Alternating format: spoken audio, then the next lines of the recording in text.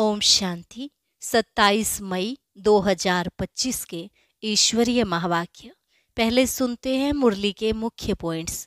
बाबा ने कहा, अपने दिल से पूछना चाहिए हम रोज पढ़ते हैं या नहीं। अगर पढ़ेंगे पढ़ाएंगे नहीं तो क्या पद मिलेगा। कई बच्चे मुरली भी मिस कर देते हैं। इसमें लापरवाह नहीं बनना।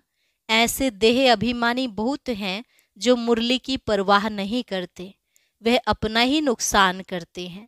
फिर बाबा ने कहा, रोज रात को अपना चार्ट देखो, आज किसको दुख तो नहीं दिया। श्रीमत कहती है कोई को दुख ना दो, सबको रास्ता बताओ। जो इस कुल का होगा उनको टच जरूर होगा। कुमारियों में तो सर्विस का बहुत जोश होना चाहिए।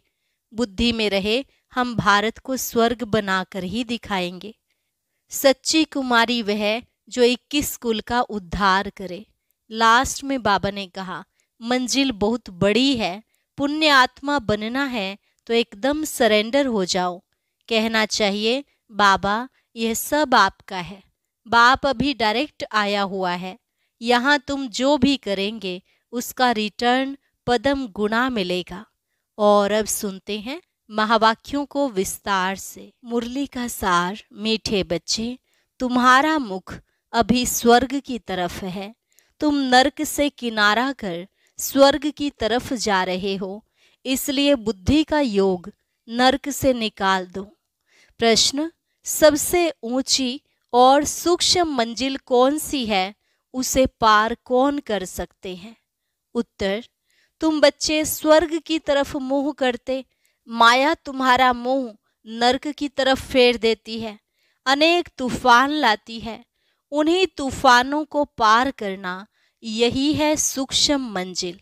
इस मंजिल को पार करने के लिए नष्टो मोहा बनना पड़े।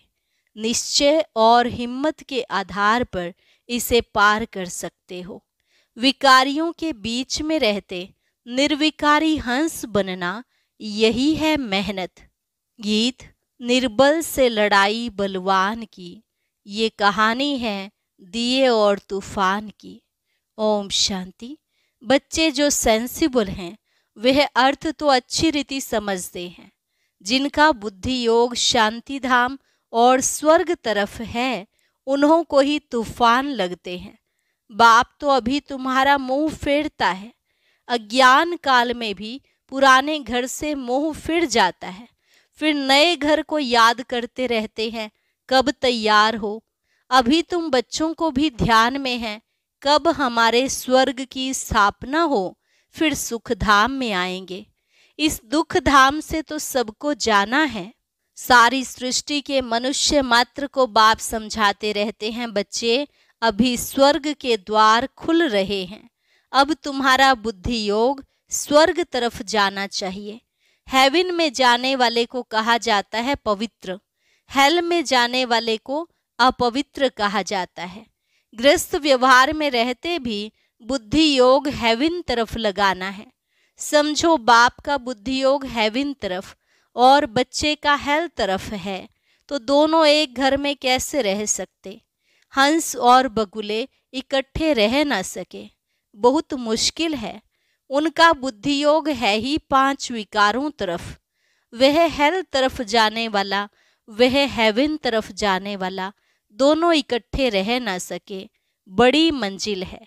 बाप देखते हैं हमारे बच्चे का मुंह हेल तरफ है।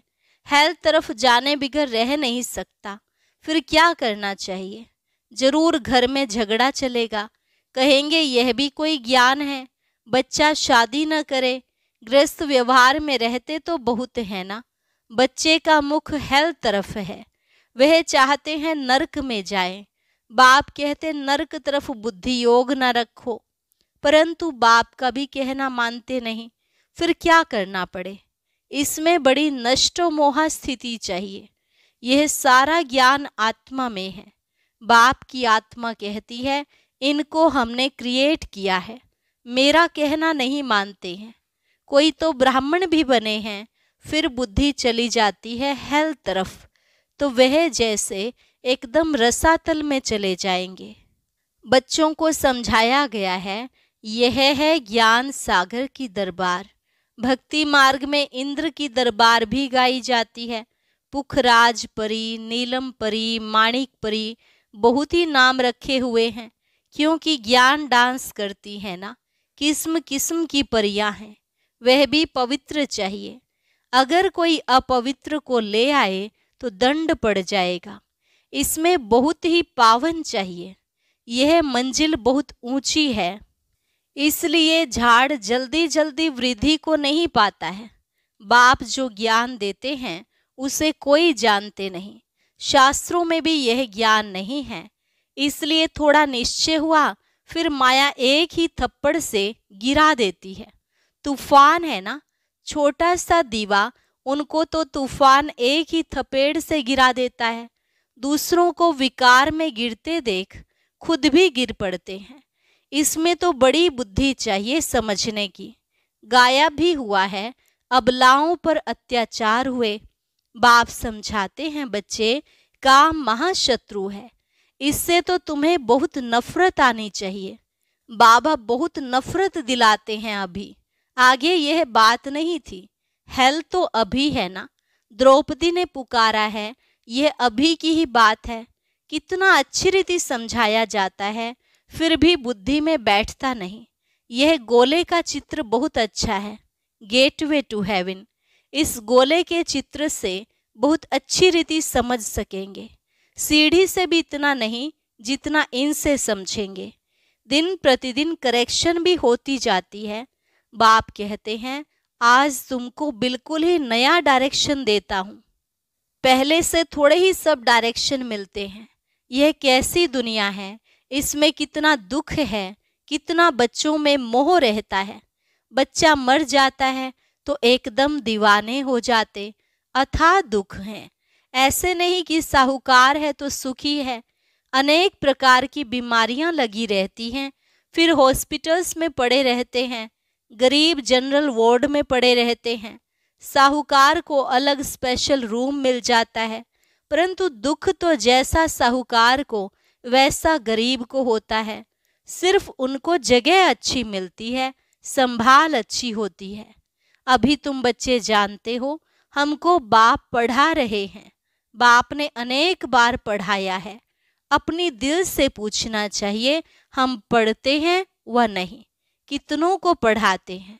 अगर पढ़ाएंगे नहीं तो क्या पद मिलेगा। रोज रात को अपना चार्ट देखो, आज किसको दुख तो नहीं दिया। श्रीमत कहती है, कोई को दुख ना दो और सबको रास्ता बताओ। जो हमारा भाती होगा उनको झट टच होगा। इसमें बर्तन चाहिए सोने का, जिसमें अमृत ठहरे। जैसे कहते हैं ना, शेरनी के दूध के लिए सोने का बर्तन चाहिए, क्योंकि उसका दूध बहुत भारी ताकत वाला होता है। उनका बच्चों में मोह रहता है। कोई को देखो तो एकदम उछल पड़ेगी, समझेगी बच्चे को मार न डाले। यहाँ भी बहुत हैं जिनका पति बच्चों आदि में मोह रहता है। अभी तुम बच्चे जानते हो, स्वर्ग का गेट खुलता है। कृष्ण के चित्र में बड़ा क्लियर लिखा हुआ है, इस लड़ाई के बाद स्वर्ग के गेट्स खुलते हैं। वहाँ बहुत थोड़े मनुष्य होते हैं, बाकी सब मुक्ति धाम में चले जाते हैं। सजाएं बहुत खानी पड़ती हैं। जो भी पाप कर्म किए हैं, एक एक जन्म का साक्षात्कार कराते सजाएं खाते रहेंगे, फिर पाई पैसे का पद पालेंगे। याद में न रहने के कारण विकर्म विनाश नहीं होते। कई बच्चे हैं जो मुरली भी मिस कर लेते हैं। बहुत बच्चे इसमें लापरवाह रहते हैं, समझते हैं हमने नहीं पढ़ी तो क्या हुआ, हम तो पार हो गए हैं। मुरली की परवाह नहीं करते हैं। ऐसे देह अभिमानी बहुत हैं, वह अपना ही नुकसान करते हैं। बाबा जानते हैं, इसलिए यहाँ जब आते हैं तो भी पूछता हूँ, बहुत मुरलियाँ नहीं पढ़ी होंगी, पता नहीं उनमें कोई अच्छी पॉइंट्स हो। पॉइंट्स तो रोज निकलती हैं ना। ऐसे भी बहुत सेंटर्स पर आते हैं, परंतु धारणा कुछ नहीं, ज्ञान नहीं। श्रीमत पर नहीं चलेंगे तो पद थोड़े ही मिलेगा। सत्य बाप सत्य टीचर की ग्लानि कराने से कभी ठोर पा न सके, परंतु सब तो राजाएं नहीं बनेंगे। प्रजा भी बनती है। नंबरवार मर्तबे होते हैं ना, सारा मदार याद पर है। जिस बाप से विश्व का राज्य मिलता है उनको याद नहीं कर सकते। तकदीर में ही नहीं है तो फिर तदबीर भी क्या करेंगे। बाप तो कहते हैं याद की यात्रा से ही पाप भस्म होंगे, तो पुरुषार्थ करना चाहिए ना। बाबा कोई ऐसे भी नहीं कहते कि खाना पीना नहीं खाओ, यह कोई हठ योग नहीं है। चलते फिरते सब काम करते, जैसे आशिक माशूक को याद करते हैं ऐसे याद में रहो। उन्हों का नाम रूप का प्यार होता है। यह लक्ष्मी नारायण विश्व के मालिक कैसे बने किसको भी पता नहीं है। तुम तो कहते हो कल की बात है, यह राज्य करते थे। मनुष्य तो लाखों वर्ष कह देते हैं। माया ने मनुष्यों को बिल्कुल ही पत्थर बुद्धि बना दिया है। अभी तुम पत्थर बुद्धि से पारस बुद्धि बनते हो। पारसनाथ का मंदिर भी है, परंतु वह कौन है यह कोई नहीं जानते। मनुष्य बिल्कुल ही घोर अंधियारे में है। अब बाप कितनी अच्छी अच्छी बातें समझाते हैं, फिर हरेक की बुद्धि पर है। पढ़ाने वाला तो एक ही है, पढ़ने वाले ढेर होते जाएंगे। गली गली में तुम्हारा स्कूल हो जाएगा, गेटवे टू हेवन। मनुष्य एक भी नहीं जो समझे कि हम हेल में हैं। बाप समझाते हैं सब पुजारी हैं।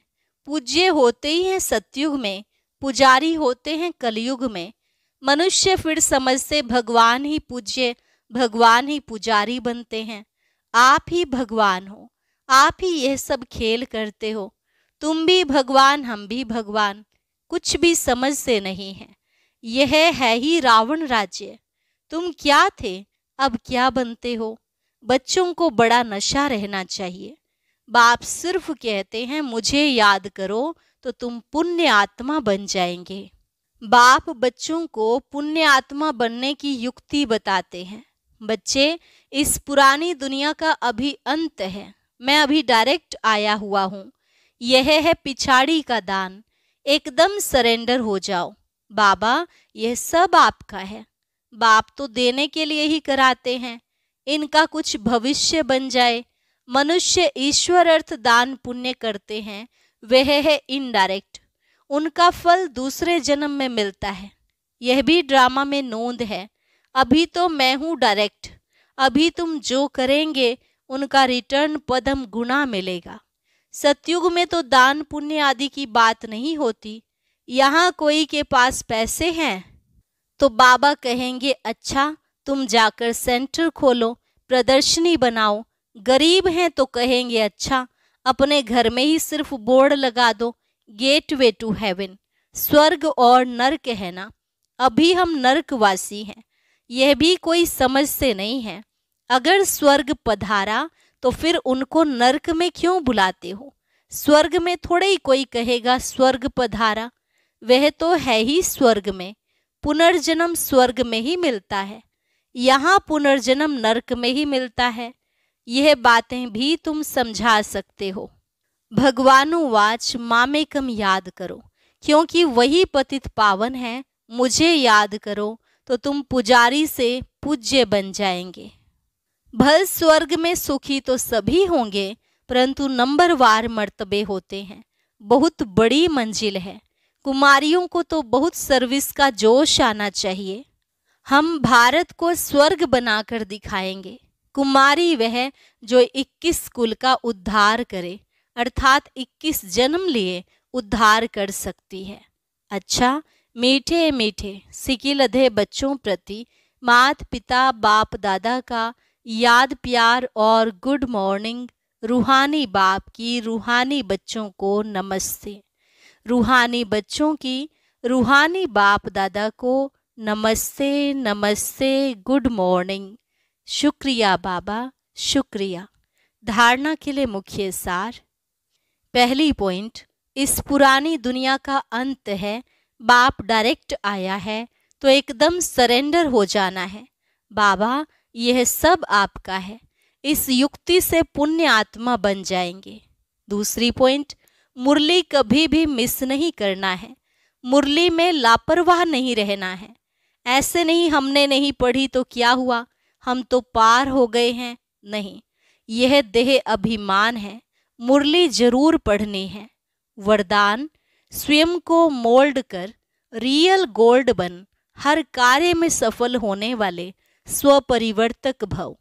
स्वयं को मोल्ड कर रियल गोल्ड बन, हर कार्य में सफल होने वाले स्वपरिवर्तक भव। जो हर परिस्थिति में स्वयं को परिवर्तन कर स्वपरिवर्तक बनते हैं, वह सदा सफल होते हैं। इसलिए स्वयं को बदलने का लक्ष्य रखो। दूसरा बदले तो मैं बदलूं? नहीं, दूसरा बदले या ना बदले, मुझे बदलना है।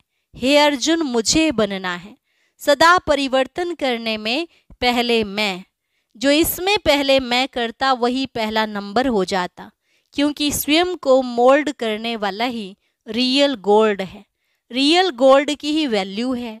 स्लोगन, अपने श्रेष्ठ जीवन के प्रत्यक्ष प्रमाण द्वारा बाप को प्रत्यक्ष करो। ओम शांति। आज बाबा का एक नया गीत रिलीज हुआ है, सभी भाई बहनें इसे जरूर सुने।